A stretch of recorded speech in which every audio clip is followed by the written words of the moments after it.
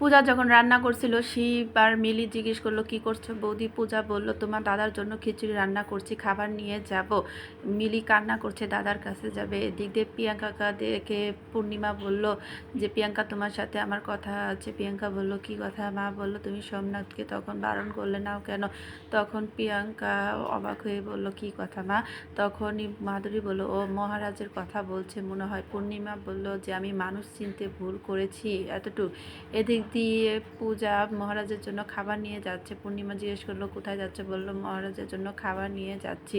তখন এই কথা শুনে ওরা সবাই বলল যে তোমার তো সাহস কম না, শাশুড়ির সামনে মহারাজের নাম ধরে ডাকছো। মহারাজ কিন্তু নাম ধরে ডাকলে মারা যাবে। এদিক দিয়ে খাবার নিয়ে আসলো দেখে রাগারাগি করলো। মহারাজ বলল তোমাকে কে আসতে বলেছে। তখন পূর্ণিমা বলল আমি আসতে বলেছি। তখন মহারাজের সাথে ওর মার অনেক হচ্ছে, বলল মা তুমি হঠাৎ আমাকে দেখতে এসেছো।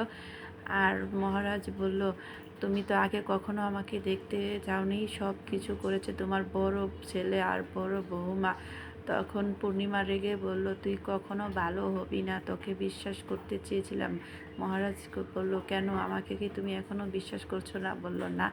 এদিক দিয়ে পূর্ণিমা চলে গেল। মহারাজের বাবা বলল সবাই যাও, আমার মহারাজের সাথে কথা আছে। পরে পূজার মাকে পূজা বলল পূজাকে নিয়ে যান।